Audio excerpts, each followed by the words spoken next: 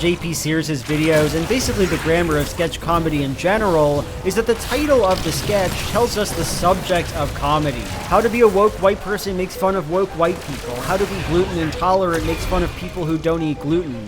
You get the idea, this isn't rocket science, and you'd expect this video to follow the same pattern, to poke fun at the idea of a school run by a hardcore conservative. That's not the case here though. Even as this guy is presented as a bit odd, more crude than you might expect a teacher to be, the sketch is basically just about how correct conservatives are, about how cool it is when they bully their SJW students. Your dad is a pansy beta male who's allergic to discomfort, probably still wears a mask. He does still wear a mask. And on a regular basis, he gets pegged by your mom whose mind is degenerated by feminism. She's probably gotten at least 5 abortions and she's proud of them. You're lucky you weren't one of them. This is it. It's the whole video, and it's so hard to watch. It's not that I don't think this sketch is funny, it's that I don't think it's a sketch exactly. Conservatives do hate progressives and trans people and abortions. They do like the idea of people like this running their schools, and they say that in comment after comment. I love this dude. As a teacher, I approve of this. I've learned so much from this beautiful video. So if this guy is supposed to be awesome, if that's how this video reads for me and for JP's audience, then the main thing it's providing isn't sketch comedy so much as a power fantasy. It's an opportunity to relish in the pleasure of abusing a made-up child. Dry it up. Stop crying. You have objectively weak parents. They have failed you, but you being a soft, weak piece of is your fault, not theirs. We don't usually think of bad comedy as a stylistic decision.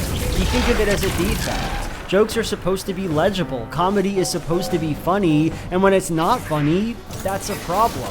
But there's something that feels meaningful in these failed jokes from JP Sears. Because here's the thing, if he took this satirical liberal news anchor and had him gender this woman properly, then even if it's ironic, he'd have to say that a real breathing trans woman is a woman. If he made this conservative teacher really goofy or stupid, even in a silly, uncontroversial way, then he'd have to show conservatism as an imperfect thing, be willing to laugh about it a bit. And of course I don't know this, but it seems to me like he's not willing to do these things, to engage with the joke. And so, we get broken comedy, sketches that feel empty. If you really want to understand JP Sears though, I think there's one video that you need to watch. And unlike almost all of his most recent content, it's not comedy related. The video is called I Changed My Mind About God, Here's Why, and boy is it strange. So I asked the question, why are people getting more Christian without even trying? You might expect a video like this to be about big ideas, faith, devotion, belief in Jesus Christ. At base, that is what Christianity is, right? A belief in Jesus, thinking that he's believing that he's God and stuff. Maybe I made that up though. Maybe I got that from some kind of fever dream, because as it happens, neither the word Christ nor Jesus appears in this video once. No, it seems that to JP, Christianity is less about Christ than it is about Satan.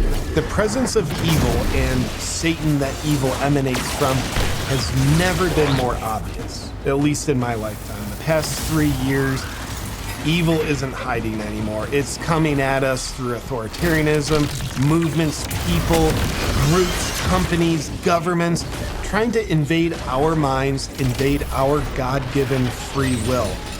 So as that's become more obvious, I think there's a natural polarity that happens. In essence, he became more Christian when he saw the devil all around him. There's something so strangely mechanical about this. It really makes me sad. Like, Sears believes in all of these conspiracies woven together in an intricate global web. He believes everyone's lying about vaccines and global warming and the deep state. He's flirted with wilder stuff, theorized that some forest fires in Hawaii were caused by space lasers. The elites know to never let a good crisis go to waste. And at other times, they seem to cause the crisis that they don't let go to waste. Is this the case in Mali? Some speculate that a directed energy weapon, or DEW, was used to intentionally start the fire so that a World Economic Forum-friendly, climate change-fighting 15-minute city could be built upon the destroyed town of Lahaina. This doesn't make sense though, because back in January, there was a meeting held on Maui about turning it into a 15-minute city. Wait a minute. That would actually make it make more sense. But what he needs now and what he cannot get is the why. What's all this for? Why did the world turn against him and turn so quickly? And here, Satan, this transcendent and totalizing evil, introduces himself and unifies all the conspiracies under one horrible banner. So no, I don't think JP's new beliefs really come out of faith, some deep-seated love in Christ or whatever, but instead come as a matter of absolute political necessity. JP has gone too far, and dark magic and cleansing light are now the only things that can hold the world together. JP Sears' Flat Earth video, the one from 8 years ago, was a bit worse than I made it out to be. Like, let me show you one of the first jokes in the sketch. On October 13th, 2015, a flight from Taiwan to LA, a woman's water broke. She gave birth, so they had to make an emergency landing. Where do you think they landed? Alaska. If the Earth was round, they never would have landed in Alaska, because according to this flat map of the round Earth, you can see that they'd have to go further out of their way to land in Alaska compared to just going to LA. Why did it land in Alaska? Because if you look at the flat Earth map, you'll see that Alaska is directly in between Taiwan and LA. There's no explanation for this other than the fact that the Earth is flat. So, did you catch the joke in that joke? It's right there, this line. Because according to this flat map of the round Earth, see, the problem with that flat Earth character's point is that he's using a map, a 2D model of a round object, and that map distorts the reality that when you're flying between the two, Alaska is, roughly speaking, on the way from Taiwan to LA. So, okay, so there's Taiwan, and then over there, over on there, that's Los Angeles, okay. So you might intuitively expect the route between those two places to be just like that, just this line right from one place to the other. But that, because of Mac, that's not true, that's wrong. The fastest route actually goes in a circle across the sphere, just like that. Just like that. And you might notice something, which is that along that way, along that direction, that's Anchorage, Alaska, right there. So that's why the plane stops in Anchorage, Alaska, because the Earth is round. I'll leave a link in my description to a Wikipedia article explaining all of this if you're interested. That's kind of a complicated idea, right? A bit of a deep cut.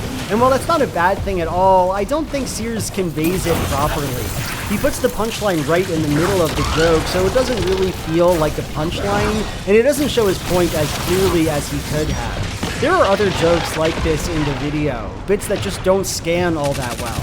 And back then, in 2016, that really didn't matter. Nobody would have thought that Sears was a flat earther because that's not a normal thing to be, and Sears was a pretty average person. But I mean, look at him now. The man believes down the line every conspiracy he's supposed to, and he believes in the evil God who makes his stories make sense. He sells shirts that say, "It's not a conspiracy anymore." Why wouldn't he be a flat earther? He actually represents the FE case rather consistently. Almost makes you wonder whether he is really a believer himself and is using his sarcasm to outwit the censorship. If so, I'd say he's one clever individual. After all these years, I finally watched this thing. I thought it was your typical FE mockery. It's satire, of course, a back-asswards trick. An ingenious trap to lure Globers into his web of math and logic, and viewers fall for the headband and reverse psychopery? Well played, JP. In a time of universal deceit, telling the truth is a revolutionary act. George Orwell. JP is a closet flat earther. He knows our theories too well. Oops. The genius here is that people think this is a parody when in fact he's cleverly sharing what he knows to be true. He is actually making the case for the flat earth. It goes on and on and on and on and on like this. This has been a long discussion to get at one little idea. You might think that talking about conservatives and comedy is silly, but I disagree. Jokes mean a lot. There is something at stake in jokes, and who makes them, and what they're trying to say, and who they're saying them to. There is something deep in getting a joke, and something telling in not getting it. Almost a decade ago, JP Sears made a joke, and today that joke is a tragedy. And the fact that that is possible is scary and electrifying and thought-provoking. It's why I'm making this video. So okay, with that in mind, let's get into the nitty-gritty. Let's talk about how jokes work.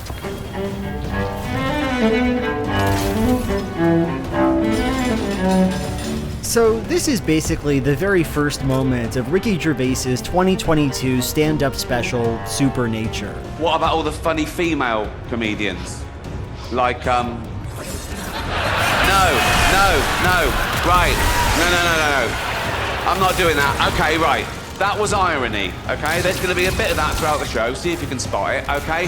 Now, that's when I say something I don't really mean for comic effect. And you as an audience, you laugh at the wrong thing because you know what the right thing is. It's a way of satirizing attitude. It serves an important function in the act because the first 15 minutes is basically just about how everyone is too offended by stand-up comedy these days. But these people are virtue signaling. The point of the bit is obviously that everyone is annoying, that nobody can take a joke, that sometimes comedians say offensive things, but that you shouldn't take them at face value. That's the point of comedy. So I think Ricky saying this, chiding the public for not comprehending his amazing jokes, it's astoundingly stupid. And that's because nobody who's ever actually been offended by Ricky Gervais was confused by how irony works. A few minutes later, Ricky says this, Oh, they want to use our toilets. Why shouldn't they use your toilets? But ladies, they are ladies. Look at their pronouns. What about this person isn't a lady?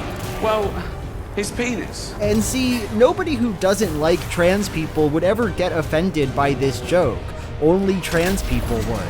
And that's because they understand how irony and sarcasm work. They understand the point of the bit, that it's silly to think a woman can have a penis. It's not that deep, right? Ricky's not playing 4D chess here. Ricky Gervais kind of does this a lot, acts weirdly defensive about his own material. Like he says this in Supernature. And when someone says to me about another comedian, they say, oh, they're not funny.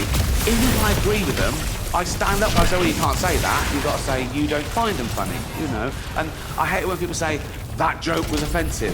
I gotta say, no, you've got to say, you found it offensive. And you know he thought he was cooking there because he says the exact same thing on a podcast. I want people to stop saying that joke's offensive. Yeah. I want them to start saying, I found it offensive. But like, what are you talking about, Ricky? That's dumb. When someone says you're not funny, they're just saying they didn't think your joke was good.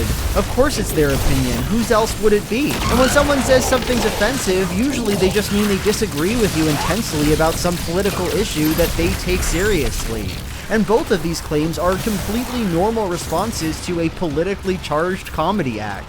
When you're making what amounts to I identify as a helicopter jokes that would have Ted Cruz fucking dying of laughter, people are gonna say, that's not funny, that's offensive. And it doesn't make sense to correct them, Ricky. They're not wrong to say you're not funny.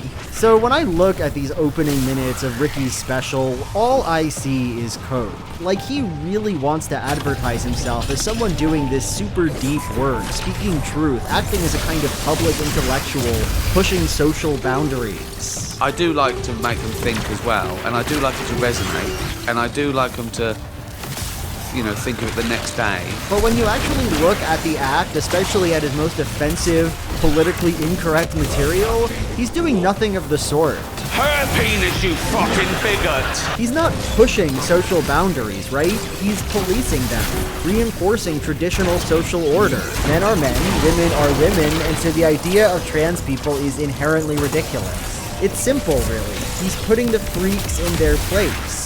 So we can see a dissonance here, right? Between Ricky Gervais's ambitions and the actual meat of some of his jokes. And in order to resolve that dissonance, he pretends that what he's doing is more intellectual than it is. That was irony, okay? There's gonna be a bit of that throughout the show. See if you can spot it, okay? See? You guys don't know how comedy works. You don't understand my incredible irony. You shouldn't say I'm not funny. You should say that you don't find me funny. Okay, whatever. Here's the thing. Ricky Gervais is not alone.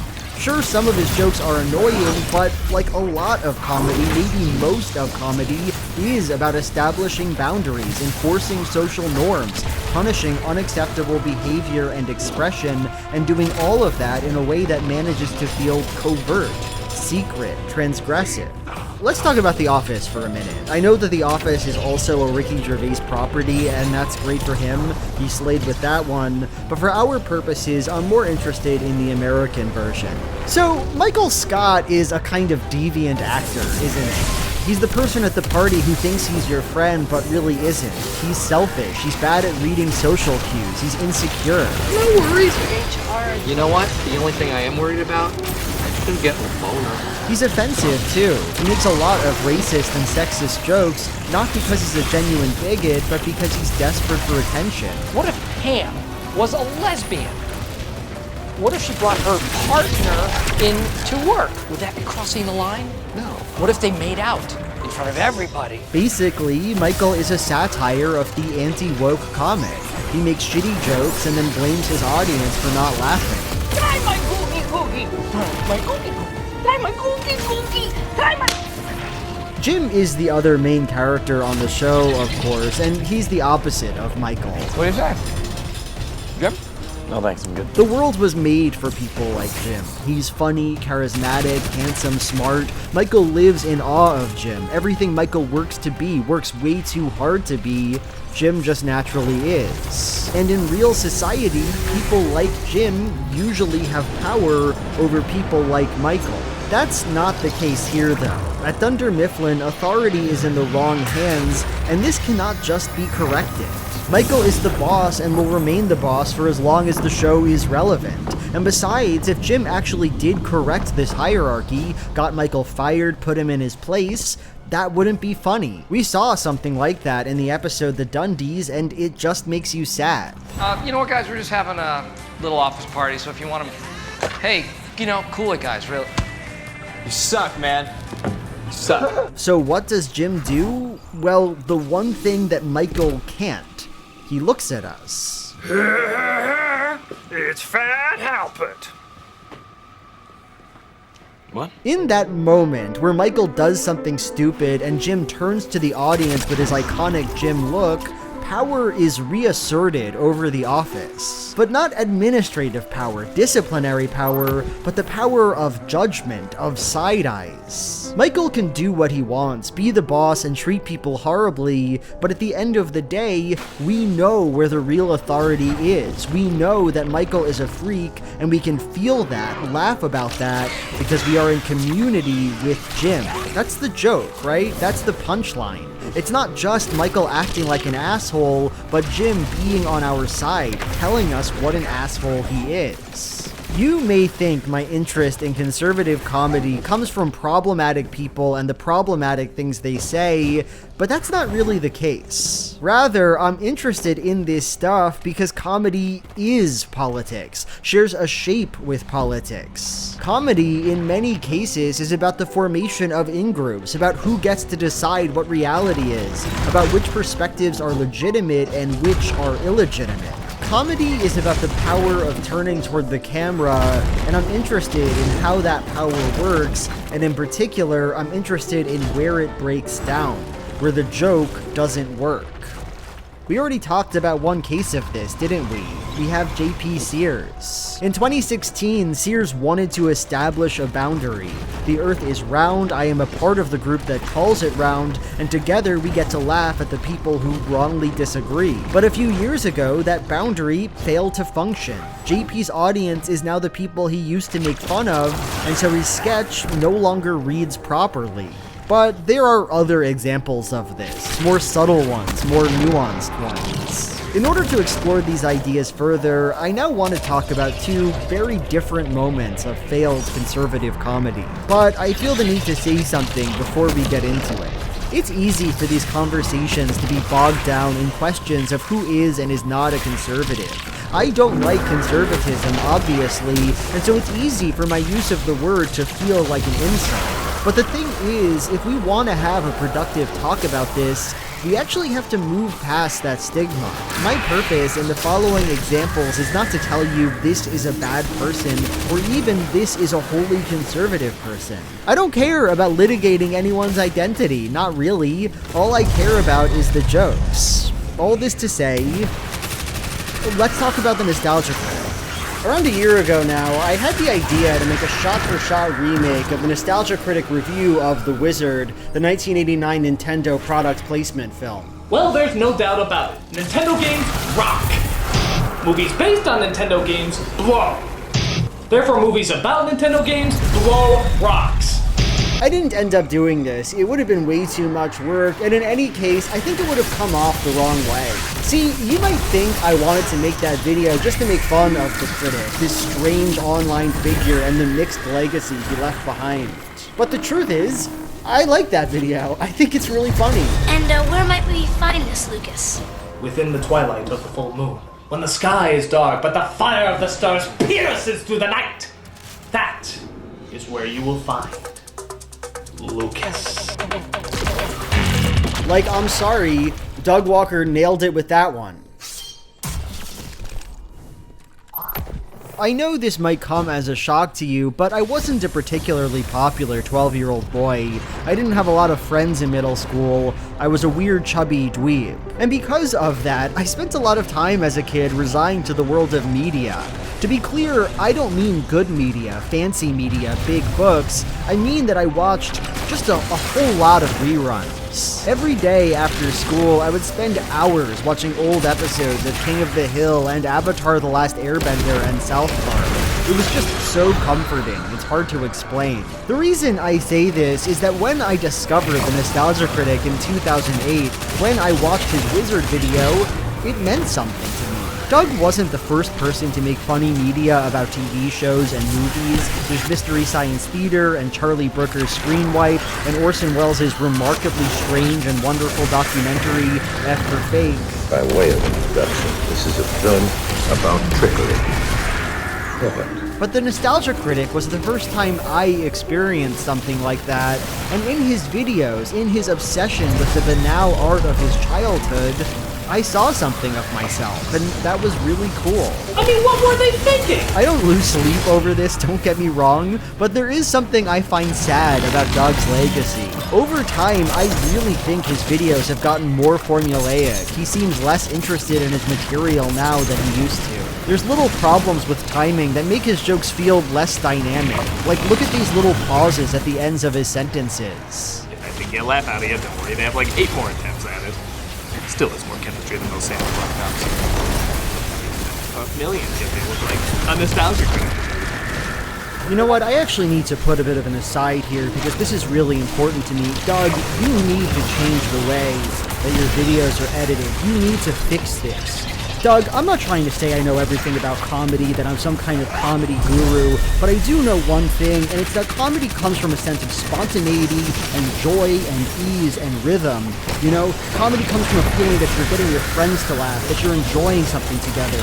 And what these little pauses do is communicate loud and clear to the audience that you're just sort of sitting in front of a camera going down a bunch of lines, that there's nothing of your soul in it, that there's nothing about it that tickles something inside of you, and the audience can sense that. You know, people don't like to go to open mics because of the feeling of desperation in the room, because of the awkward silences after the comic says their shitty joke, and that is what these pauses are simulating, right? That feeling of emptiness after the comedian wants you to laugh but you're not.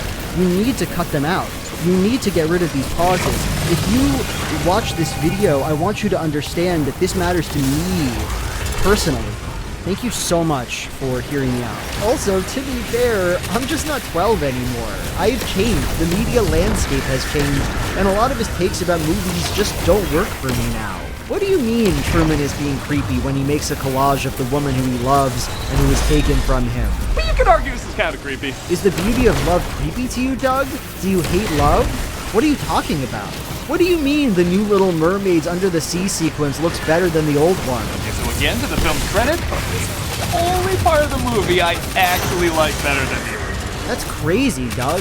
That's wild to think that. Anyway, but here's what I'm trying to say, and I'm taking a really long time to say it, Despite whatever affection for the nostalgia critic I have, the sad truth is, when I think about his content now, I think about the Wall video.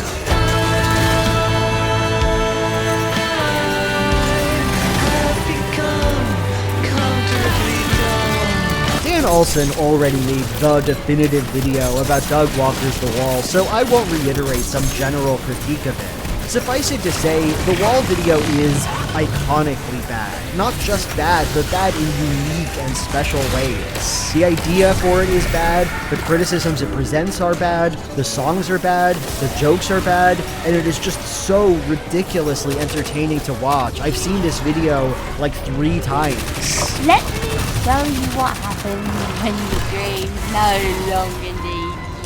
Let me show you what happens when your dreams no longer need you. So obviously, Doug Walker is not some die-hard conservative. In fact, I looked up nostalgia critic politics on Google, and the only thing I could find was one Facebook post from 2013 where he posts a Chris Rock bit and adds, "I do love when politicians talk about the gang problem. No, they say, never join a gang. They are nothing but one-minded individuals who just pin their aggressive thoughts against other people's aggressive thoughts. Now, which side are you on? Republican or Democrat?" Damn, that's fucking true though. In one breath people say gangs are bad, and in the next one they say be a Democrat. Which is it, politicians? What were you thinking? I mean, what were they thinking? Anyway, yeah, he just seems like kind of a milquetoast centrist liberal type, and that's fine, that's his prerogative. But when you watch his Wall video, I don't think it's hard to see a reactionary tendency. Not one born of sincere politics, but of laziness. The basic joke throughout the video is a kind of vapid, smug appeal to the goodness of authority and how embarrassing it is to express sadness about society. Someone wants to criticize abuses of education and Doug goes, "Shut the fuck up." LOL, so school sucks. Throw a damn pair of balls. Someone wants to sing about the horrors of World War II, this event that devastated a generation, and Doug goes, "Shut the fuck up. You are so annoying. Why are you complaining so much?"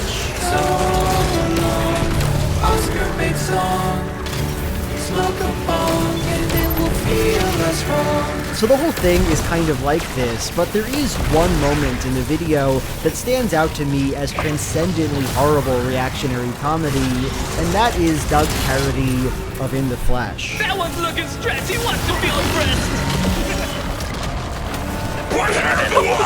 The song is pretty simple. It's about how cancel culture is bad, and about how people who engage with it are terminally online. That one looks like he really wants to be outraged.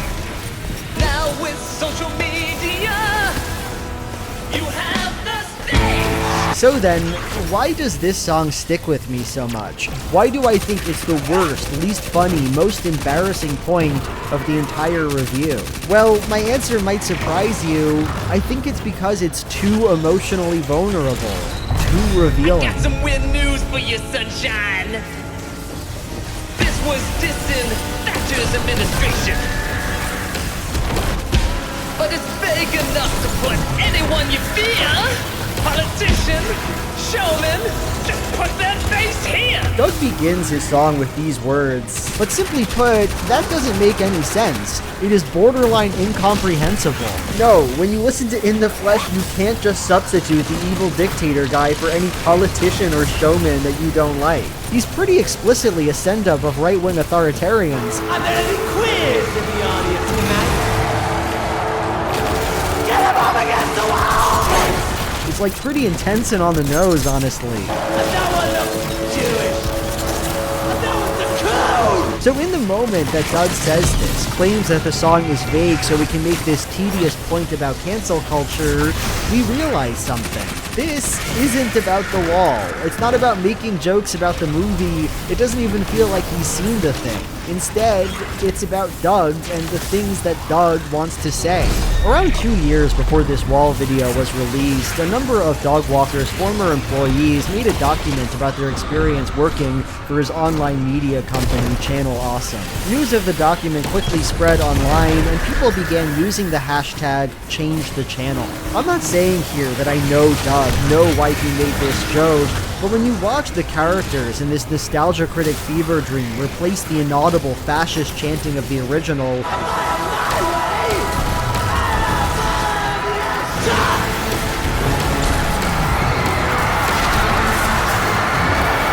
with the words,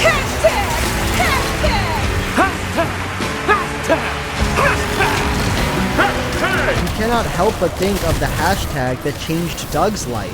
Think of the critic and the people who hate him on the internet. Don't worry!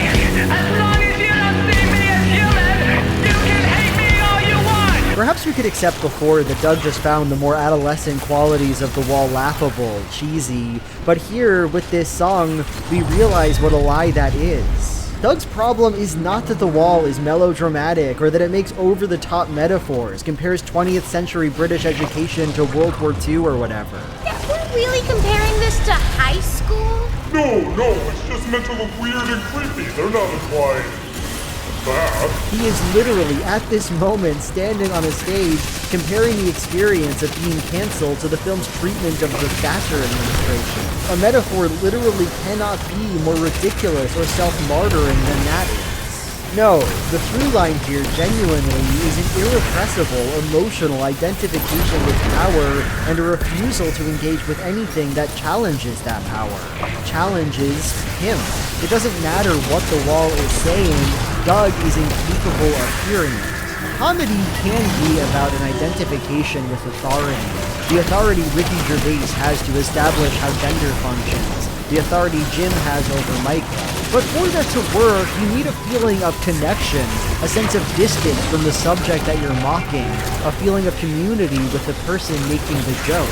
But this Wall video, it's just too much, too intense, too fueled by personal grievance. Doug looks at a film about a Nazi who screams about murdering Jews and says, that guy's just like me. I'm gonna make a whole song about how much I love that guy. And that's not funny, at least not on purpose. It's sad. So Doug Walker made a joke and nobody laughed. And look, we can talk a lot about that joke, I find it fascinating, but at the end of the day, the reason the joke doesn't work is that it's not funny, obviously. But here's an idea. What if a joke can fail because it's too funny? Because the comedy is too good? Everyone has Ace! Ace! So okay, let's talk about Team America World Police, the Matt Stone and Trey Parker puppet movie about the war on terror. And so this is the end of our story. And everyone is dead from AIDS. Team America centers on the actor Gary Johnston and his cooperation with a U.S. anti-terrorist squad. At its core, the movie seeks to answer one question: what if the marionettes from Thunderbirds had penises and balls and stuff? And while that might sound stupid, it's also, at times, pretty great. I like to watch the puppets make love. I like it when they fight against house cats. Most of the jokes in this movie are puppet-oriented, they're jokes about puppets, and that rocks. Still, my interest in Team America, at least for the purposes of this video, is less about the puppets and more about the things they do. Conservative, pro-Iraq war advocacy. I've gotten in some trouble in the past for saying that Team America is a movie that's fundamentally about how good the war on terror is. Like, I tweeted about that years ago, and folks got mad at me. They said I was stupid, that I was dumb. They said stuff even worse than that. Did you watch this movie? Yeah, I saw it. Fuck off. I always thought it was a bit weird that people got mad at me about this tweet, because honestly, I think my opinion is pretty dang reasonable when you look at the movie. Team America was made in 2004. This was the height of the neoconservative movement, the ideological strain that justified the Iraq War under Bush's administration, that advocates for the goodness of the American military and the importance of global intervention. I assure you, this will not be a campaign of half measures. We will accept no outcome but victory. Now, to be clear, this movie does want to make fun of the American military. We're a bunch of idiot dicks who make huge mistakes, but it is still ultimately a neoconservative movie. I mean, the resolution of the whole thing, the big moral, is that we need those dicks, that the American military is, at base, a necessary and positive force for global peace, and that the libs should learn when to get out of the way. Oh no, we aren't! We're penises. We're reckless, arrogant, stupid penises. And the Film Actors Guild. Oh, vaginas. And Kim Jong-il.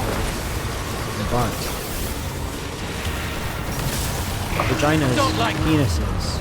because Vaginas have sex with penises. But penises also have sex with butts. Butts, just want poopy. done everything. I'm trying to keep this video monetized, so I took out some of the profanity, but I think I did a really great job maintaining the spirit of that scene. And look, you can say that Gary's speech at the end of the movie is ironic or something, but no, it isn't, and I'll give you 4 reasons why I think that. First, Matt Stone and Trey Parker have made this point before, that people who oppose the Iraq War are stupid, that America needs these kinds of interventions even as we like to complain about them. The strength of this country is the ability to do one thing and say another. Yeah, if it weren't for all you guys protesting, everyone around the world would hate the American people instead of just the president. And if it weren't for you people flexing your arms, America could easily get taken over by terrorists or China. Second, this is just not how Parker and Stone function as creators. Have you seen an episode of South Park? The moral is usually played extremely straight. Third, the creators were pretty clear with their intention. There are interviews with both Parker and Stone where they reiterate how much they agree with Gary's speech. Or, I don't know, watch the speech, watch the movie. I think it's pretty clear what it's doing, honestly. So, can I admit something to you?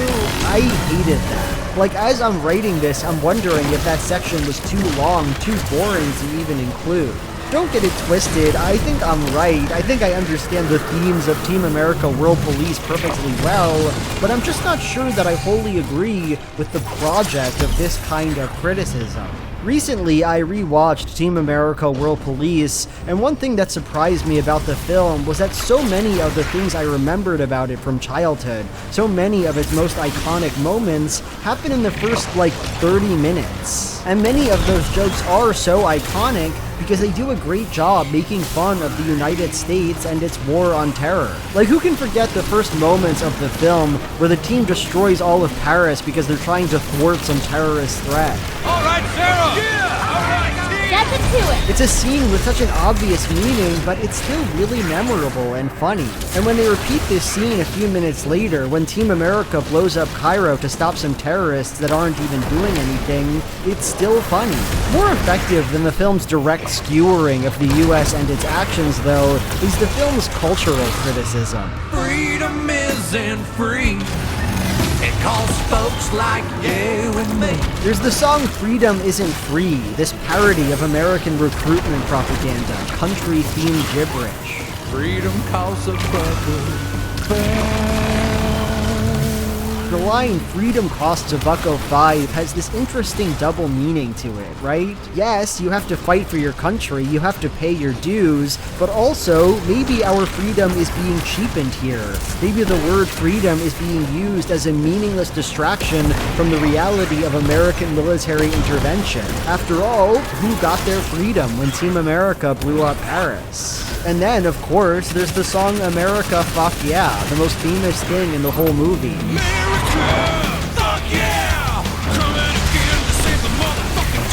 Again, it's a parody of grotesque military propaganda, and again, it works to undermine America's vision of itself. The song begins with these lofty concepts like freedom and terrorism, but very quickly it changes course and Trey Parker starts singing about brands.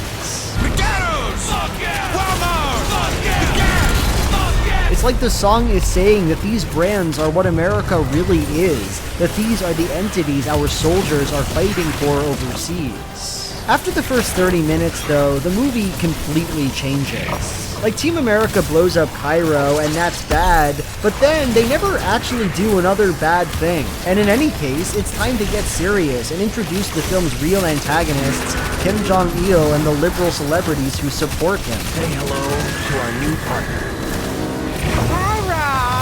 Now we start hearing more about how Gary, this symbol of America, has a huge amount of power, about how he has to use that power to bring peace and justice to the world. Why am I the only one? Because you're the one with the power. Well, I don't want the fucking power! I don't want the guilt, I don't want the shame, and I don't want the responsibility! And this all leads us to the end of the movie, where our criticisms of the US are supposed to give way to an overall endorsement. Here's the problem with this tone shift, though. I think a problem a lot of people must have. I don't buy it. It's hard to buy it. For one thing, the way the movie argues for America is less impactful and less funny than the way it argues against America. Like, we have this whole thing with the celebrities, right? How stupid and phony and effeminate they are. By following the rules of the Film Actors Guild, the world can become a better place that handles dangerous people with talk and reasoning. That is the homosexual way. It's essentially the main joke of the movie. If we focus our acting on global politics, we can change everything and stuff. And it's like, okay, whatever, celebrity's dumb, that's a fine thing to say, but also, who cares? What Alec Baldwin thinks about Team America doesn't actually mean that much to me, and so the film zooming in on how bad he is just doesn't hit very hard. Also, given the logic of the film, he's really not wrong to hate Team America as much as he does. We must take radical action against the fascists in our own country. Bring it down! Bring it all down! If some foreign country blew up Paris or Cairo, I don't think I'd trust them to fight the terrorists, so I'm not sure why I'm supposed to trust the US. I get that Alec is like super gay and stuff and homosexual and gay. The global warming and corporate America. But they don't really come off as stupid as the movie makes them out to be, so the joke doesn't scan as well as it otherwise might. There's a kind of similar problem with this final speech that Gary gives. Now, I do think this speech is pretty funny, and I especially thought it was funny when I first saw it at 8 years old. I mean, this guy's straight up talking about pooping. We are gonna have our dicks and our pussies all covered in shit. I didn't think I needed to bleep that one. I thought I'd just keep that one in as a special treat to the curse word lovers in my audience. But it's not funny like the first 30 minutes are. America fuck yeah, the opening Paris scene, these moments are genuine works of satire. They make you laugh with the points they're making about the United States. Gary's moving speech, though, it isn't satire. The comedy doesn't come from the ideas he's expressing, but from the fact that his moving speech has curse words in it. And all of this creates an interesting asymmetry for the audience, because even as we're directed at the end of the movie to revise our thoughts on the Iraq War to come to this neoconservative conclusion, that conclusion is not what brought the funny, what brought the joy. On a basic level, the more conservative stuff is a lot less memorable, and it makes sense that modern audiences who saw the movie decades ago might just kind of blot it out. As actors, it is our responsibility to read the newspapers and then say what we read on television like it's our own opinion. Wow, these actors have the gall to get their information and opinions from the newspaper to form their opinions around what happens in the news? Not like us, not like Matt Stone and Trey Parker. We get it straight from the source. Straight from George W. But also, leaving aside all this narrative and tonal stuff, I want you to really think about the experience of watching this film when it was released. Like, Team America went into real production in 2003, but it came out a year later, October 14th, 2004. And coincidentally, just around 2 weeks before its release, the US Iraq Survey Group issued a report of their investigation of Iraqi WMDs and came up with nothing. No evidence that Iraq had these weapons. Of course, Team America World Police is about WMDs, about the existential threat that terrorists pose to the West. All around the world, there will be massive explosions.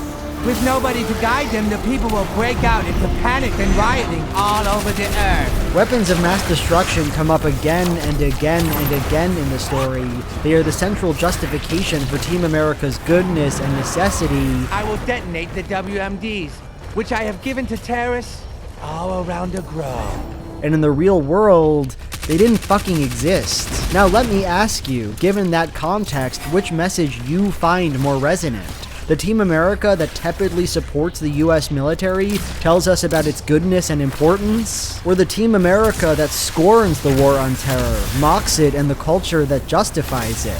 And I don't know, regardless of what the movie wanted, that second answer makes a lot of sense to me. You know, it's obvious, but so much of comedy is about showing the audience something crazy or ridiculous and then pulling back. What about all the funny female comedians? Like, No, right. No. Ricky Gervais says women aren't funny, but he's just joshing you. He's so smart and you're so dumb, so you don't even get that he's actually being a woke hero with this joke. That's when I say something I don't really mean for comic effect. Ricky here wants to make a misogynistic joke, wants to explore this taboo, but he wants to do it in a safe way, one that ultimately affirms the goodness of that taboo. Team America follows a similar pattern.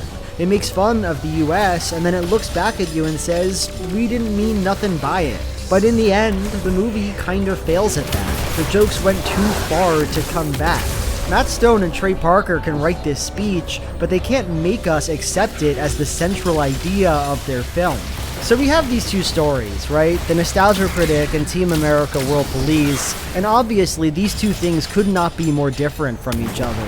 One is funny, it has an extremely unique aesthetic, it has banger songs. The other is Team America World Police. Fucking got 'em. I just wish they'd give us some more time to live. But in the end, these works kind of tell us the same thing, that comedy is about identity. First, there's the author's identity, Doug Walker and his connection with authority, Matt Stone and Trey Parker and their identification with the US military. And second, there's the identity we have in relation to their work. Do we accept the position of the author? Do we agree with them? Are we in community with them? When a joke does everything it wants to do, these structures are often invisible. In fact, I don't think there's anything so invisible as a joke that works. Comedy brings people together, right? It's all about connecting with and enjoying other people, and so it's supposed to be light and airy. But when a joke doesn't work, when it does not accomplish what it sets out to accomplish, that connection falters. We come to see that we are not the community described by the joke, that we don't fit with the boundaries it establishes, and from that perspective of difference, we can observe so clearly how the machine operates, where it places us, what it's saying, why we didn't get it or like it. If a joke represents society, then a failed joke represents society in tension, in breakdown. And I guess that's why I'm so fascinated by conservative comedy. Because at least for me, it often leads to those moments of profound difference and discovery and conflict. So let's talk about some conflict.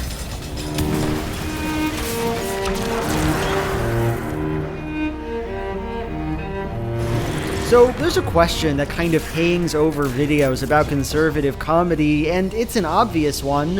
Why is conservative comedy like that? Why is it so bad? To be honest with you, I don't really like this question, and that's for two reasons. First, there are funny conservatives. I think Matt Stone and Trey Parker certainly have conservative leanings, particularly on the economy and foreign policy, and they're good at making jokes. And besides, we have Nick Adams, that guy who tweets about Hooters all day, every day. You know, he's an icon. That's three guys right there, and I could probably keep going. Second, this line, conservatives aren't funny, what is it? It's an insult, right? Having a good sense of humor is like the primary tool we use to make new friends and get along in social situations. I mean, according to the website yourtango.com, a man who's irresistible to women laughs loud, hard, and often. My point is, when we say conservatives aren't funny, most of the time, we're really just expressing that we don't like conservatives. And that's fine, it's fine to say that, but it's also not, deep political commentary. Even so, I'm not gonna deny something. Conservative comedy has the potential to be some of the worst shit you ever saw in your life. Not just bad, but bad in a deeply fascinating way. And for that reason, I now want to dive into one bit of horrible conservative filmmaking, explore how it works and why it is just so bad. Let's talk about the most triggering comedy of 2023, Lady Ballers. In a world where women's sports is being transformed. Lady Ballers was made by the Daily Wire, a conservative news site founded in 2015 by the iconoclast Ben Shapiro and the film director Jeremy Boring. You might be asking yourself right now, who's Jeremy Boring? What has he directed? Was he the guy behind Killers of the Flower Moon? Was that him? Did Jeremy Boring do Shutter Island? No, that's actually Martin Scorsese. Jeremy Boring, on the other hand, is most famous for directing, writing, and starring in the most triggering comedy of 2023, Lady Ballers. Lady Ballers is about a basketball coach, Rob Gibson. Rob used to be on top of the world. His high school basketball team won a bunch of games, and to top it all off, he had a wife. But that splendor was 15 years ago, and now he's washed up. He was fired from his high school coaching job and now works at the rec center. His wife left him, and now she's dating some hippie guy played by Matt Walsh. My body's a sacred temple. I'm all about physical fitness, bug-based foods, mRNA vaccines. In order to get back on top, he starts a basketball league where men pretend to be women so they can defeat the cis ladies, make a bunch of money, and be winners again. So obviously this movie is a big social commentary about trans women and sports and liberals, and we will talk about all that. But first, I think we need to take a look at the more non-political jokes of this movie. The jokes I wouldn't be so triggered by. And it's good. The more triggered you are, we promised that you would be triggered, so if you're triggered, then I suppose we fulfilled our promise. Yeah, so I guess we wanted to make the most triggering comedy of the year, and I thought that'd be pretty cool. I mean, you asked for it, you got it, right? You were trying to make it triggering comedy of the year. Because look, I might be biased against this movie, I am willing to admit that to myself, but I genuinely do think it's deeply unfunny and poorly told, like downright incompetent as a comedy. There are two moments in Lady Ballers that got a smile out of me. The first is where this woman says this. Oh my crap, I caved in, oh I... The second is the Ben Shapiro cameo, where he just gives his all to the role. Technical, and you shut the f*** up, transphobic mother... Absolutely slays it, and I can't deny that fact. Outside of that, though, the movie's jokes are they're just so boring. Like, okay, there's these two brother twin guys, and they're always interested in the same girl, and they're always fighting. She isn't into you. No, she's into you. And their interactions are played like a joke, but for the life of me, I'm just not sure which part's the funny part. It just keeps coming up, too.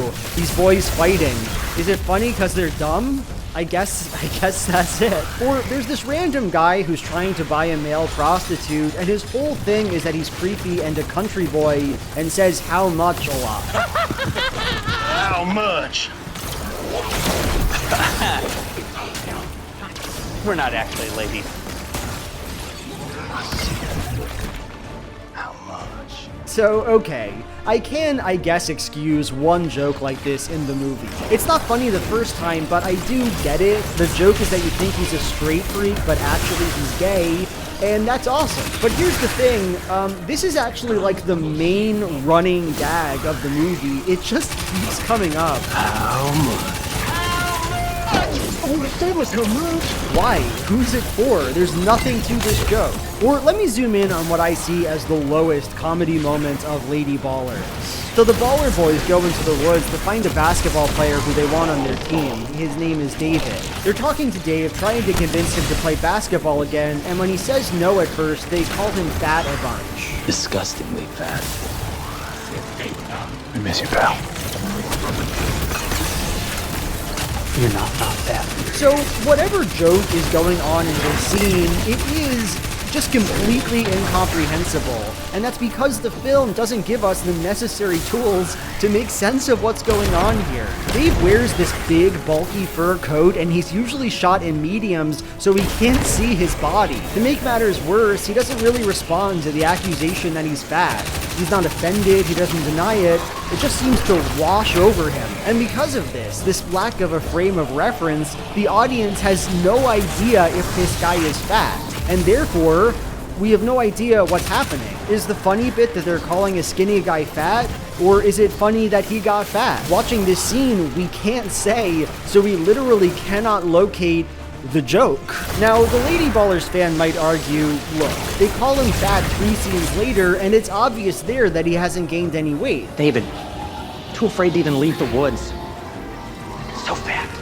I've gained 3 pounds since high school. You're fat. So there you go. You have your clarification. But that's just not good enough for me. Comedies are supposed to be funny or at least legible while you're watching them. South Park already made this joke, and when they did it... Okay, get over here, Clyde. I'm not fat. Deal with it, dude. Carmen's gone, so now you're the fat kid. Yeah, man, get your fat butt on the sled. You could understand what the joke was the whole time, and I frankly believe it's better as a result. Also, just one last thing, can I say that Rob Gibson, the protagonist, is literally just one of the least funny guys I have ever seen? I don't ever want to have sex with you either, Gwen. Really? No, I do. I really, really do. But I think our time together is at an end. Oh no, I do. I really, really do. But I think our time together is at an end. Like, even at the end of the movie, when you're supposed to love him and root for him, he just comes off like a huge dweeb. Here's his mom, Garb. I was thinking, why don't the three of us get together this weekend, have a little picnic? You know, it's hard to get behind a comedy protagonist like this. It's hard to accept him. Here's the thing, it's fun to write this kind of review, and of course I do stand by it. Lady Ballers is unfunny, it is poorly written. There's a literal ad in the middle of the movie, I feel like I have to mention that. Like, people spend $15 a month on the Daily Wire Plus. Presumably they're doing that to watch this movie, like it's one of the only things on there. And now they have to debase themselves by watching this 20-second Razor ad. It's horrible. It's not a good movie. And don't forget about Jeremy's shampoo. And conditioner. But even so, I think all of this stuff is kind of a distraction, because honestly, Lady Ballers isn't about its shitty running gags or its terrible acting. No, it is about coming up with a bunch of conservative buzzwords and shoving every last one of them into your unbelievably bloated 2-hour experience. Look, I wouldn't normally do this, but I mean, my video's already way too long, and I figure almost nobody in my audience has actually watched Lady Ballers. So what I want to do now is just go over a list of times this movie goes in for entirely irrelevant conservative virtue signaling. You need to understand what this film is like. So one thing before we get into it, from this point forward in the video, for some reason, I call the protagonist of the film Gary, even though his name is Rob. So just know that that's the same guy. I'm talking about Gary. Gary's the guy. Gary's the main character. Who's Rob? Who gives a fuck about Rob? This guy's Gary. So Gary is washed up and giving a little pep talk to his new bad basketball team. He tells them to stop stealing car parts from him, and a black student says he can't talk to him like that. Please don't steal my catalytic converter again on your way out. Yo, you can't talk to us like that.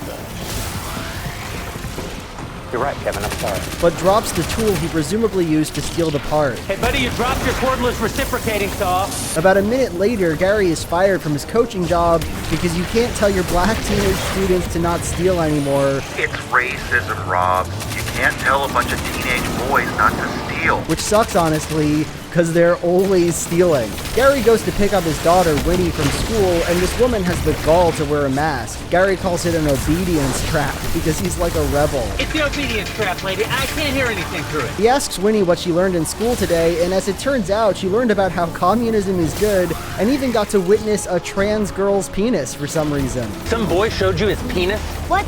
No, not a boy, Daddy. Gross. Mary Margaret, she's a girl. Gary drops Winnie off at her mom's house, and the mom's new boyfriend is a liberal who eats bugs and loves vaccines. Bug-based foods, mRNA vaccines. I don't know what's up with conservatives, but they are so obsessed with this bug-eating thing. Like, there's another reference to bug eating in this movie. Why? Who is eating bugs, and why do you care? So we jump forward 10 minutes, and Gary is talking to Alex. Alex was on Gary's basketball team 15 years ago, but now he's a drag queen because he failed at acting, and that's because he's a white male. Turns out white male of non-exotic sexuality is the only ethnic group not being cast by Hollywood these days. Yeah. I hear Disney's gonna make the new Snow White a neurodivergent lesbian. Gary and Alex get to talking about their glory days, and Gary suggests getting back into running. Alex runs outside the bar, and some people say, "We are definitely homeschooling." Not like a funny quip or anything, just a random affirmation of how good homeschooling is for making your kids not be gay.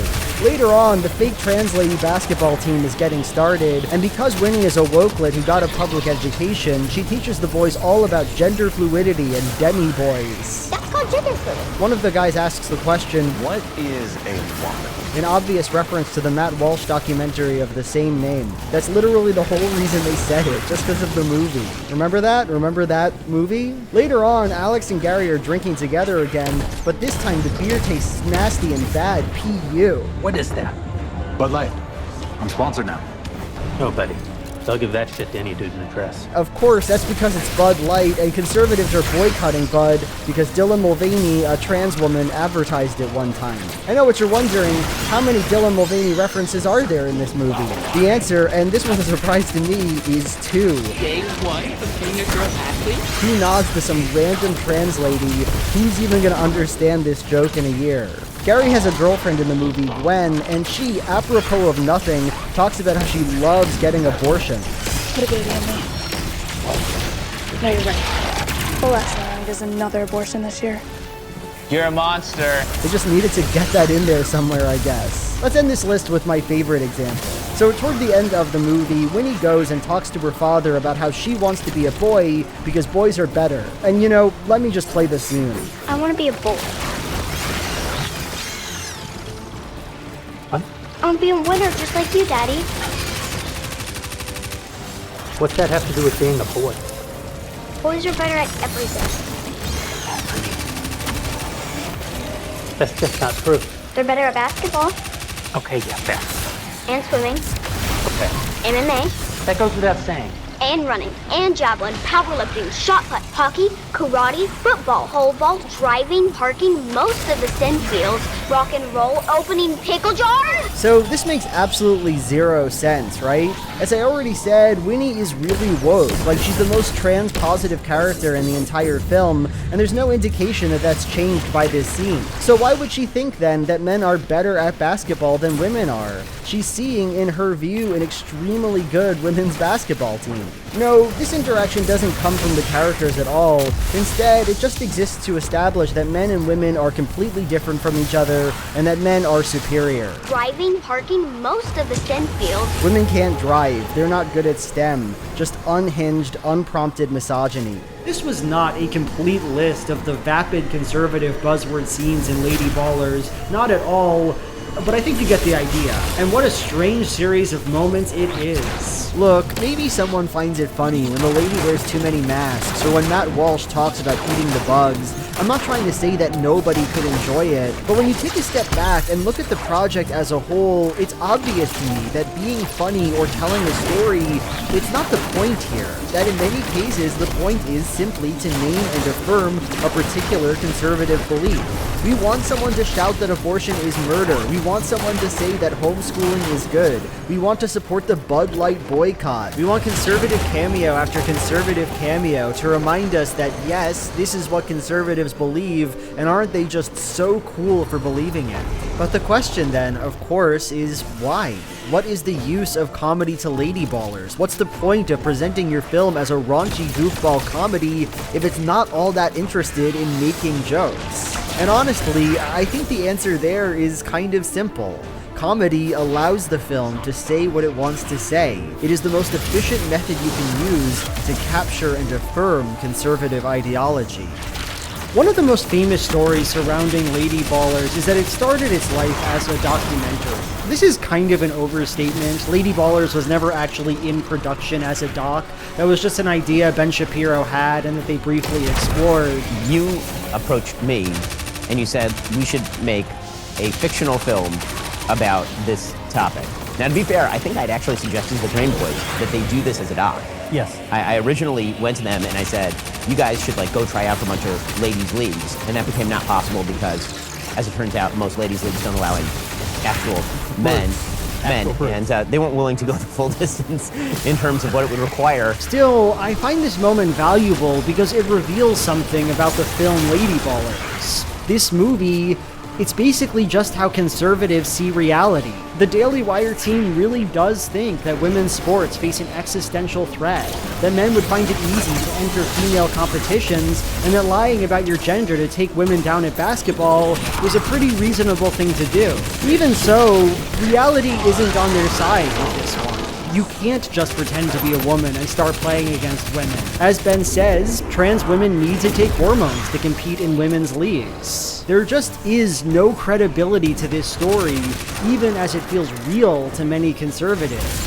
So, if you want to tell a story about something ridiculous, but want the audience to take it seriously, engage with it as an important problem, what do? Make it a comedy. Paint a caricature of trans people and their beliefs and their actions, and then treat that caricature as your central antagonist, the force that's oppressing you and everyone else. And this kind of logic pervades Lady Ballers. Like, conservatives obsessively rail against public education, and they've been doing that for a long time. They legitimately believe that teachers groom students into being trans, that critical race theory is evil, that they are coming for your kids. And the movie is able to come in and make those claims without worrying about real education practices. We learned all about the Cold War. Oh, yeah? Our history teacher led us in a moment of silence for all the workers exploited by the capitalistic system. It's a joke. Jokes are supposed to be hyperbolic and ridiculous, and because of that, the movie has more freedom to simply present the strange beliefs that conservatives actually have. I think the most interesting case of this sense of victimization can be seen in Gary, the protagonist of the film. 15 years ago, Gary was doing great, and now he's doing poorly, but it's not clear at all what's happened to him to make him a failure, why he lost his high school coaching job in the first place. The same kind of holds for Gary's wife, like, why did she leave him? The wife says this line toward the end of the movie, I never cared if you won or lost. I just wanted you to be happy. but what does that mean? What did Gary actually do? Was he bad to her? And if so, how? But the thing is, Lady Ballers doesn't want to answer those questions. It just wants Gary to be a victim of society, a world that punishes winners, discriminates against amazing traditional white guys like him.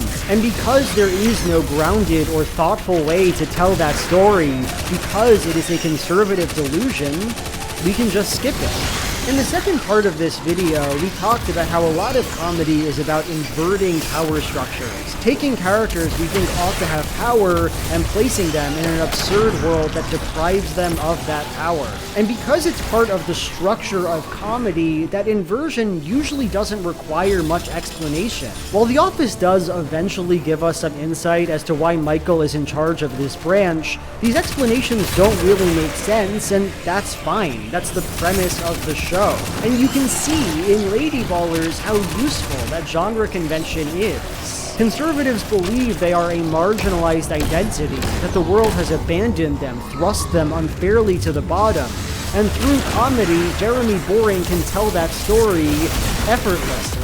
But as we know, comedy doesn't just work to invert social order, but also to produce it, to create boundaries. And of course, Lady Ballers is very interested in that project too. So one interesting thing about this movie is that it presents its world as this liberal dystopia, but in the end, it's a very fragile dystopia. It's a dystopia that is easy to break. Like, okay, everyone in this society is really supportive of trans women. They love to see them compete, they rally around them. The movie has a whole thing about how trans women actually make women's sports better because women are bad at sports. It's ladies basketball, boys. Nobody watches. But see, nobody actually buys it. With the exception of Winnie, the literal child, and Matt Walsh, the hippie doofus boyfriend, there is not one major character in the movie who's actually okay with this trans sports scheme. Gary isn't, his ex-wife isn't, and his players aren't. My former lover, the Turk. The liberal journalists are paying lip service to the PC police. I think Stacy is referring to the obvious fact that Alex is a what? Then the PC police are grifters trying to make a profit on the trans agenda. Don't you see? Men are faster, stronger, meaner. The entire reason we created women's sports was to keep you out. But now, soon all the best women will be men. I didn't have to play a whole little speech here, but I just wanted to show you it because I do think this is the absolute worst editing I've ever seen in my life. Just look at that. Look how nasty that looks. Look at those horrible cuts. Why'd they do that? This is kind of the ultimate conservative fantasy that the movie speaks to, right? That even as liberal society is irrational and evil, even as it twists natural hierarchies in bad ways and turns out bad results, it is also shallow, somehow non-threatening. Trans people exist and they are puncturing all layers of society, but in the end, their existence is just a joke, a punchline. At the end of the day, we are the silent majority. The world is in community with us and not them, and our power will prevail. Lady Ballers isn't a funny or good movie, but of course, unfunny bad movies are a dime a dozen. That's like most movies, kind of. What sets this one apart for me is that it's bullshitting us. It acts like a comedy. It has goofy scenes in it. It's raunchy in a fun for the whole family kind of way, but it doesn't play the part. It feels sterile, empty, invested in the structure of comedy, but not in the ways it can actually be funny. And I think what really kills the movie for me is that ultimately, it doesn't even buy its own bullshit, believe in its own jokes. Let me talk about the most memorable scene in Lady Ballers. It happens right at the end.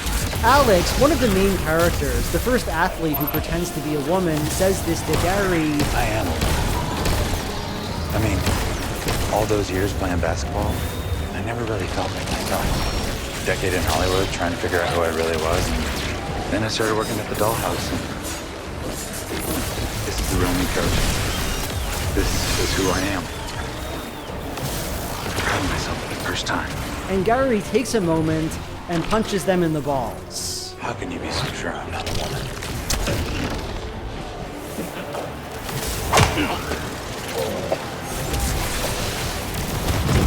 Good talk, Bill. This moment feels really ugly to me. Like, Gary and Alex are supposed to like each other. Their relationship is central to the movie, and this is how it ends, with Gary punching Alex back into the closet and walking away. It doesn't even work. That's the crazy detail. In the very last scene, Alex is in therapy, talking through their dysphoria with Jordan Peterson. The punch clearly resolves nothing. Gary just did it because I guess that's what you do to trans people. As strange as it is, this moment is obviously crucially important to the film's ideological project. If Lady Ballers had just been about a number of imposter drag athletes, sure, that would have made a conservative point, but not a very strong one. We all know, or at least know of, a few trans women, right? And they're not like these male athletes. Speaking personally here, my trans friends aren't scamming anyone with their gender. None of them even compete in professional women's sports, a fact that frankly blows my mind given how easy it would be for them, given how fast and strong they all are. Because of this, the movie can't just say all the trans people are faking to get money. No, they have to add something. Say what they really believe about the issue. By the way, even if trans women are authentic, even if they truly just think they're women and want to live normal lives, we can't let that happen. We can't accept it. And what's striking to me is how this moment works against the entire feeling of the movie, the way it functions as a conservative comedy. They want to tell this story about conservative victimization and triumph. We're the normal people with normal beliefs, and nobody honestly disagrees with us. But, you know, that's not what this scene is about. In it, Gary isn't a victim of anything. He isn't being pushed down or mistreated, and his best friend, someone we've obviously grown sympathetic to, doesn't see things his way. In this interaction, we realize the simple truth. Lady Ballers isn't a movie about common sense or protecting women's sports or whatever. It's a movie about what disgusts conservatives and what conservatives can justifiably do to not be disgusted.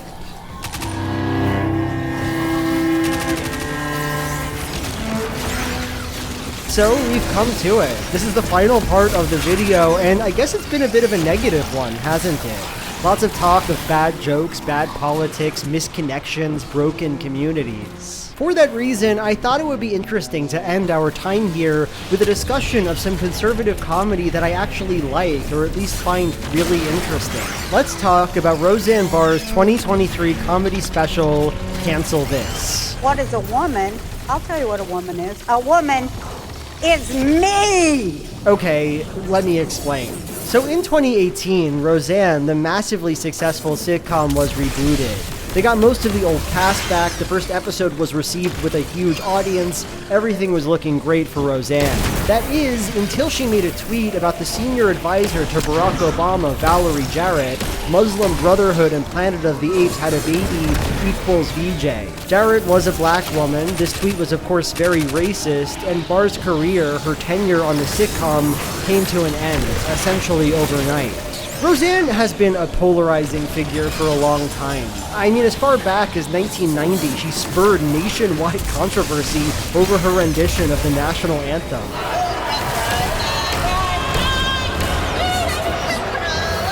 This was pretty big news. How great is that? In 2012, she ran for president with the Green Party and made a documentary about it, another iconic moment.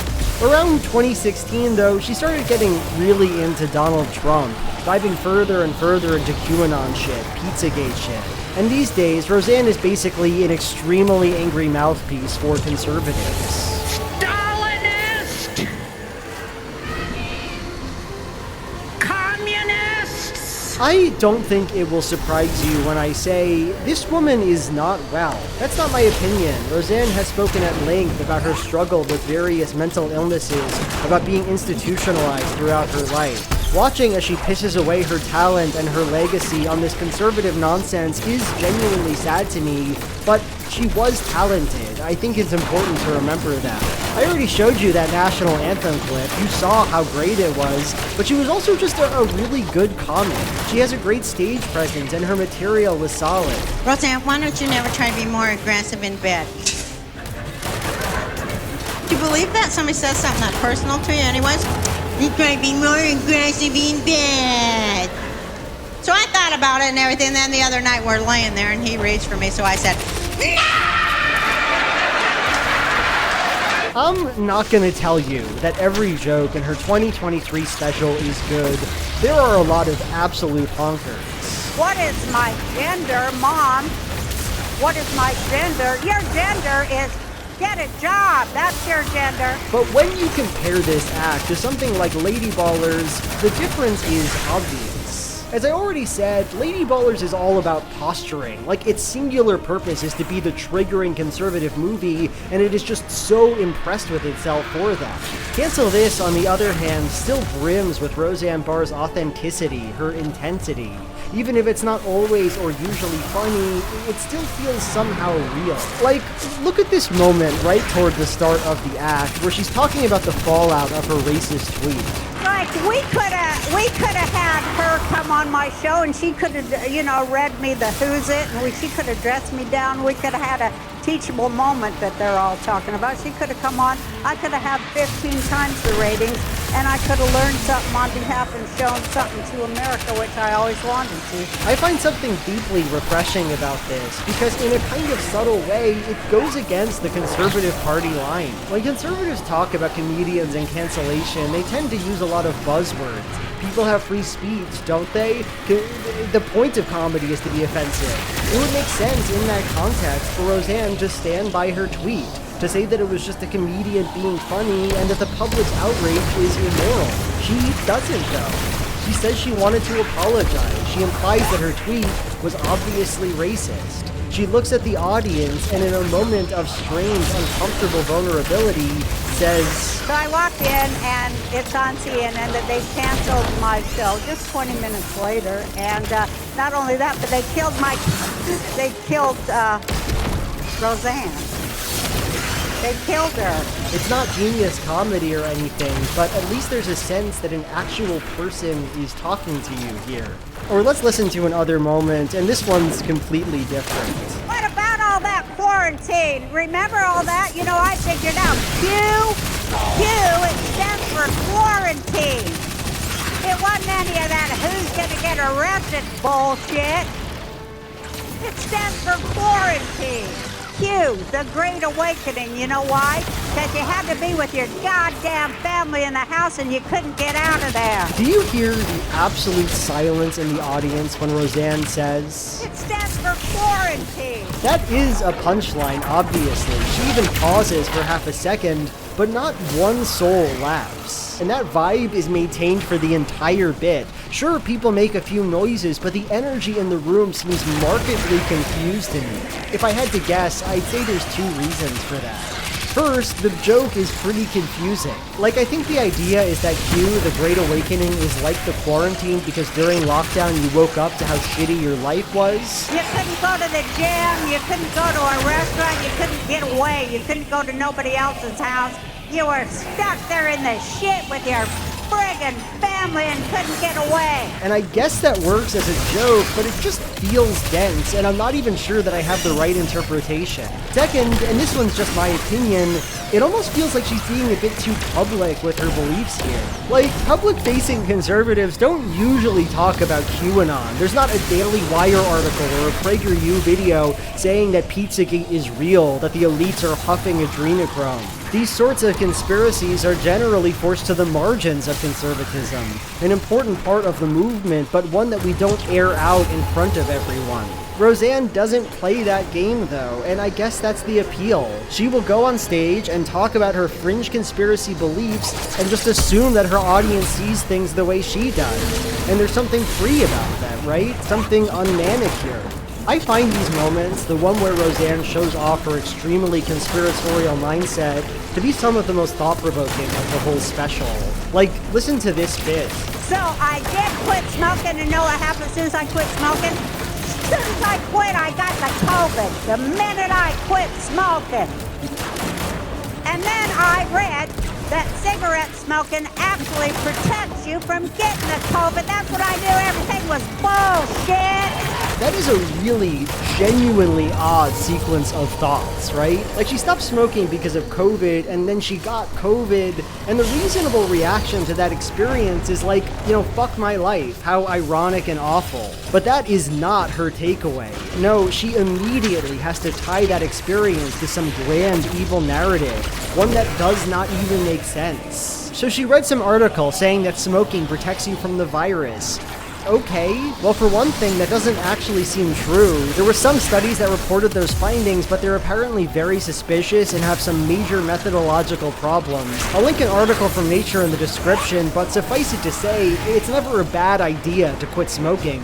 Smoking isn't good for you. But also, say those findings were accurate, why is that such a big deal?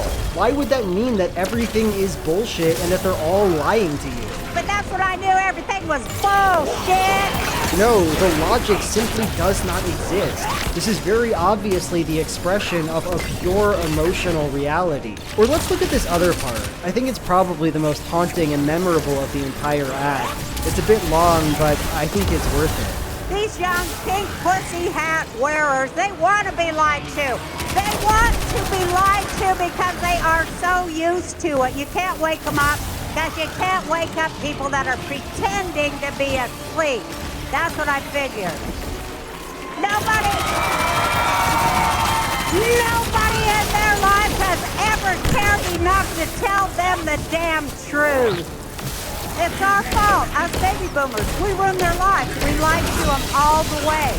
We lied to them and ruined their lives. This one really gets to me because it's just so raw. When she screams, it's our fault. We destroyed our children by lying to them. The world is broken and we broke it.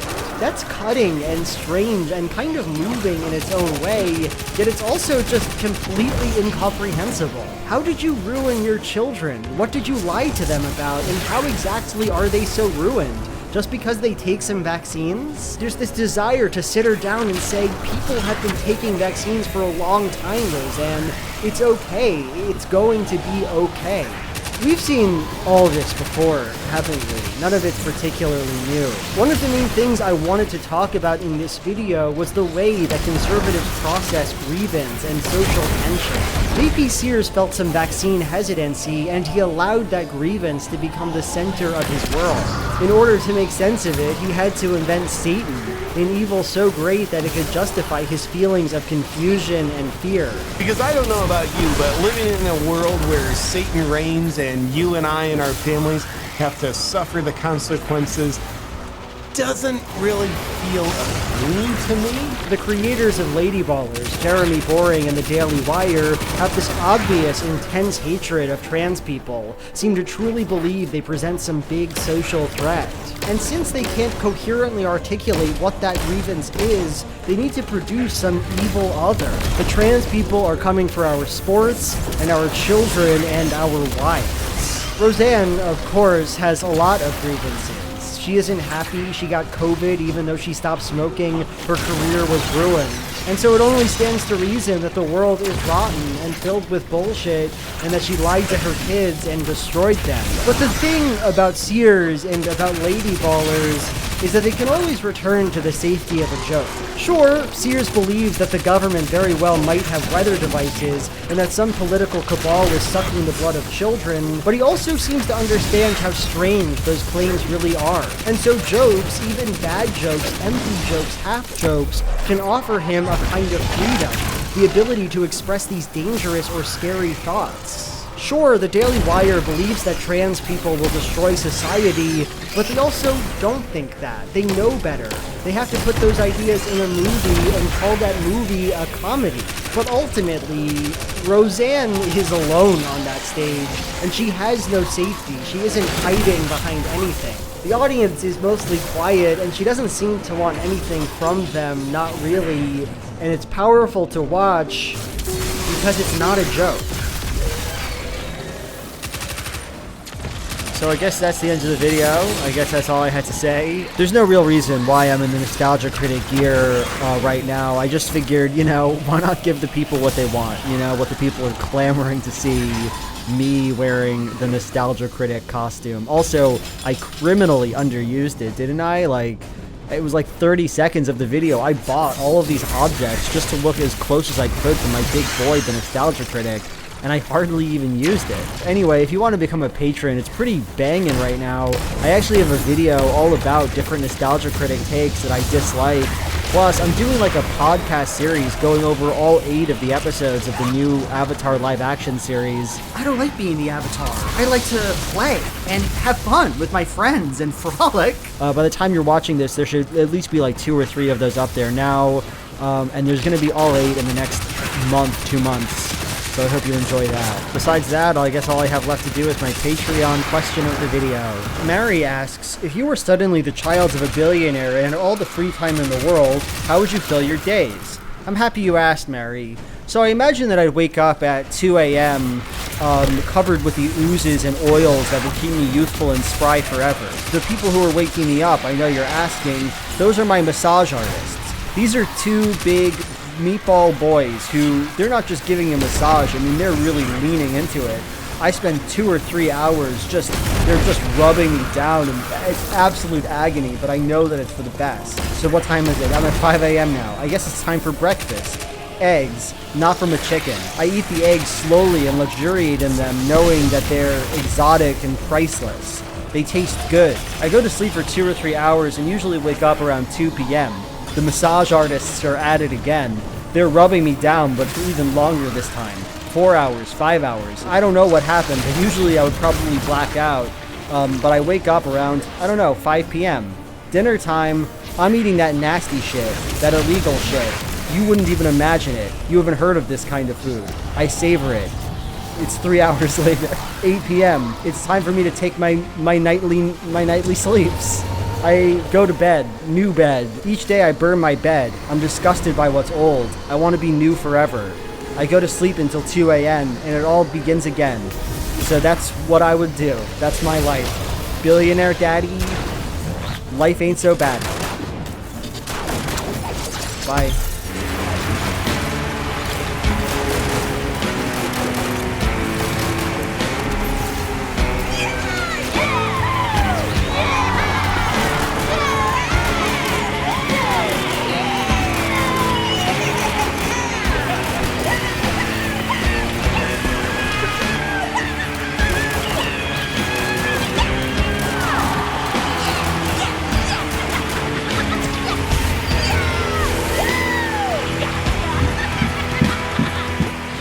Oh yeah! I'm passing you up, you know. Ladies and gentlemen, welcome to Marketing Monday Predictions 2025. Predictions are the key word of the day, and predictions are a bit like people. Everyone's got them, and they all stink. This old man right here is Irving Fisher. He was considered by Milton Friedman to be the greatest economist the United States had ever produced. And in October of 1929, he looked around at the U.S. economy. He was asked what he thought, and he said, you know what? I see stocks at a permanently high plateau. Our new special knowledge and diversification has made it so we will never see a crash again.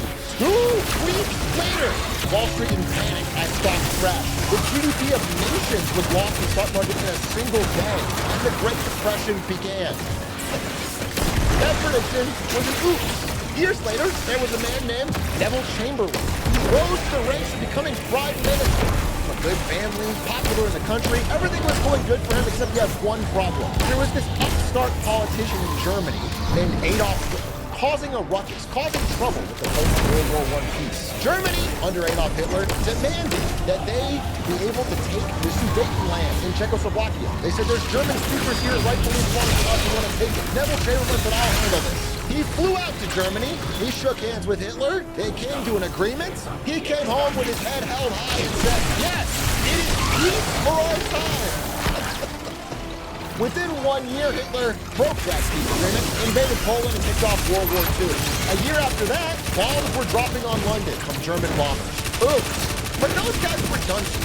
They're not smart like a streamer or a scientist. I mean, Albert Einstein, considered by many to be one of the smartest men that ever lived, in 1933 said, there's not the slightest indication that nuclear energy will ever be obtainable.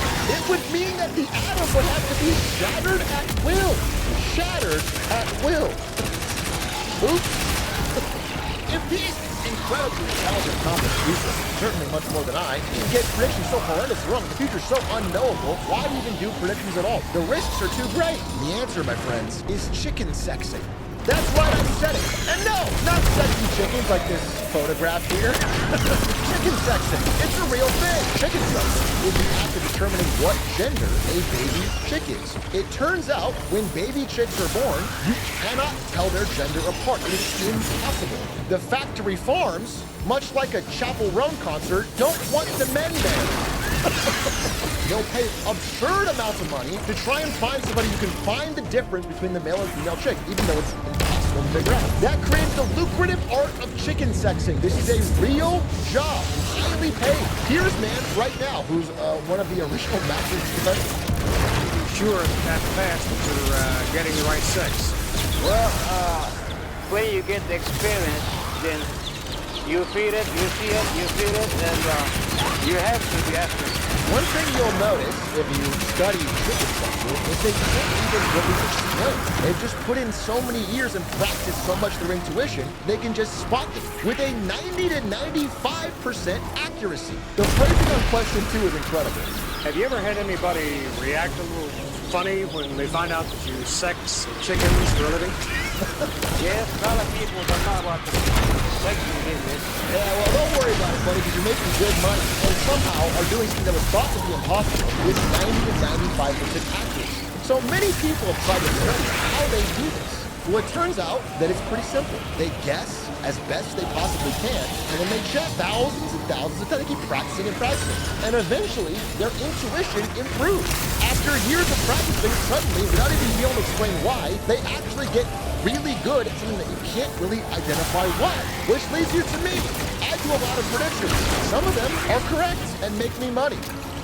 What do I do at my job? I'm global marketing manager for NVIDIA, which means I come up with marketing campaigns and help sell gaming products and goods. I don't work on self-driving cars. I don't work on AI. I don't work on any of the NVIDIA shit. It's probably going to make a bunch of money in a few years.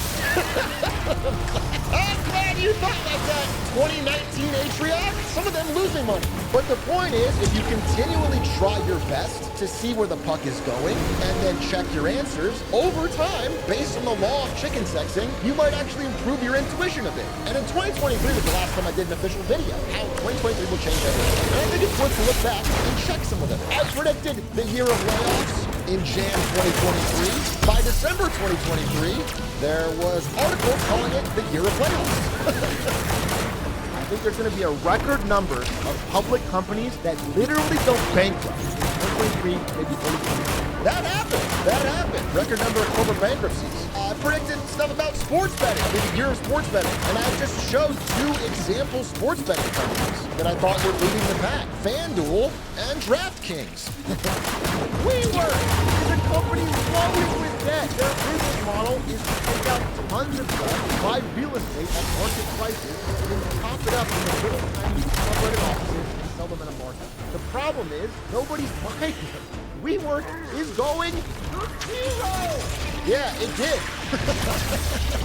Despite spiking after I said that, it went up to $88. It ended up at zero. Bed Bath & Beyond in the past day has been surging as retail investors buy in. A company that is surely headed to zero. It quadrupled immediately after that and then went to zero. AMC, at the time it was in the 40s. now down 91%. There's a lot more of these. Listen, I plugged them all on a chart here. The greens were the ones I said would go up. The reds were the ones I said would go down. The blue line is the SPY. Now, there's two missing from this chart. The first one is NVIDIA, which obviously did so well that it kind of makes the chart impossible to read. The second one is Carvana, which I said would do badly and did incredibly. Carvana surged off of its 2023 lows to absurd highs. I was so confused. How did they achieve such incredible profitability selling used cars? And their CEO seemed confused as well when asked the same question. How did you boost profitability specifically? You know, that would take me a while to talk about, and I think I would bore your viewers, so I'm gonna stay away from too many details, but recently, in early January, Carvana has been revealed to be a father-son accounting grift for the ages, which accounts for the recent massive fall. Now, grifts haven't killed companies in this era of the stock market, but we'll see. But it was a bad prediction. Another bad prediction of mine was that I thought Silksong would release. It's 2023, how fucking naive could I be? I said it's going to be a great year for gaming because Silksong's coming out. But it's time to skip a year, because I didn't do one before, and get to the present. It's 2025. Now, usually I start these off by giving you some sort of big picture before jumping into individual predictions. However, I've already sort of done that relatively recently in a video called Slowly Home. A lot of what I would say would be similar. This is Joe Biden on his basically last day as president, and he tweeted, "The economy I'm leaving America is the best in the world and stronger than ever for all Americans." The big thing I disagree with is the word all. The wealthy and 10% of Americans own 90% of the stocks. They're doing great. Also, most of them are near retirement age. The share of stocks, however, who are near retirement age is climbed to 80%. 80% of stocks are held over 55. If you have credit card debt, it's not doing so well. You have auto loan debt. Gen Z and millennial auto loan default rates are soaring. The Repo Reaper's coming. If you want to buy your first home, it is the worst time in history. Only 24% of new homes sold were sold to first-time home buyers. It's older and richer people who are reaping the rewards of this current economy. At the same time, people that do have mortgages are seeing delinquencies increase. If you're hunting for a job, fake job postings are becoming a real trend. 1 in 5 jobs is fake or not filled, which is considered soul-crushing. But all this stuff I've mentioned before, I don't want to go into it too deep. You can watch that video if you want to hear my thoughts. Listen, at the end of the day, people want to hear about stocks, and nobody can predict the future of the stock market. All I can tell you is, as we enter 2025, there is one trade that everyone on Earth is making collectively, and that trade is American stocks and specifically the Mag 7. All global capital is balancing on the U.S. stock market, and all of the U.S. stock market is balancing on 7 tech stocks. Literally, the share of our S&P 500 that is made up of the Mag 7 has hit a peak of 30% of the returns of the growth that all the stock market achieved in 2024. Half of it came from these 7 companies, mostly NVIDIA. So as we go into this year, I have no idea what will happen with the market. I really have no idea. I just want you to know that if you're in this trade and think you are somehow unique or special or different, you are in the most popular trade in the history of humankind. Whether or not there any fault that applies to Joe Biden is up for debate. And to be honest, I'm crossing out President Biden because whether this is true or not, whether you believe this or not, it's no longer his problem. It's time for our first thing. 2025 is going to be the year of Donald Trump. A failed grasp at power. I have a problem. Everybody wants it. They're screaming, dance, Dread in a dance. pickle. They need something, anything to feel whole. And you thwart them at every turn. Does that make you feel big and strong? Like a hero? Like a king?